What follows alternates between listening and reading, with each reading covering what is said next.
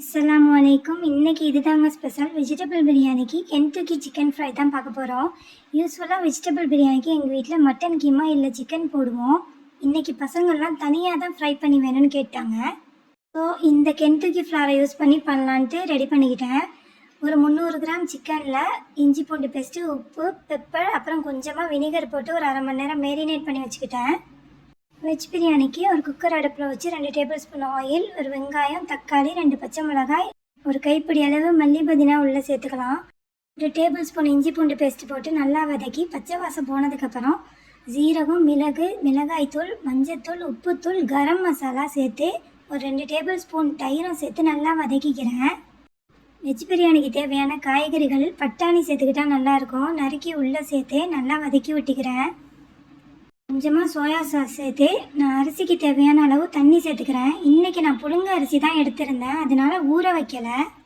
2 தண்ணி கலைஞ்சிட்டு டைரெக்டாகவே அரிசியை உள்ளே சேர்த்து 2 விசில் விட்டுக்கலாம். இப்போது நம்மளுடைய சிக்கன் மேரினேட் ஆகிடுச்சு. இந்த டைமில் ஒரு எக் ஒயிட்டை இது உள்ளக்க சேர்த்துக்கிறேன்.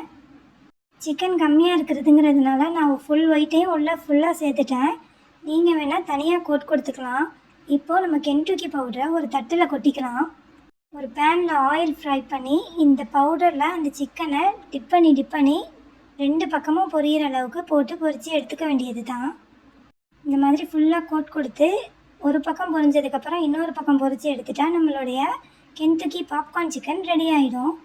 குட்டி குட்டியாக கட் பண்ணிட்டதுனால நான் இப்படி பொரித்தேன். இதை பெருசாக பொரித்து சாப்பிட்டாலும் நல்லா தான் இருக்கும். மீன்வாய் நம்மளுடைய சாதமும் இங்கே சூப்பராக புழுங்கி ரெடி ஆகிடுச்சு. கொடுத்த தண்ணிக்கு பக்காவாக உதிரியாக நல்லா பொலன்னு சோறு புழுங்கி இருக்குது. மேலே கொஞ்சம் பசனை போட்டுக்கலாம். நம்மளுடைய வெஜ் பிரியாணி ரெடி. என்னோடய சேனல் இப்போ தான் புதுசாக உங்களை ரீச் பண்ணதுன்னா மறக்காமல் சப்ஸ்கிரைப் பண்ணி உங்கள் ஃப்ரெண்ட்ஸ் அண்ட் ஃபேமிலி கூட ஷேர் பண்ணுங்கள். அடுத்த வீடியோவில் சந்திக்கலாம். அஸ்ஸலாமு அலைக்கும்.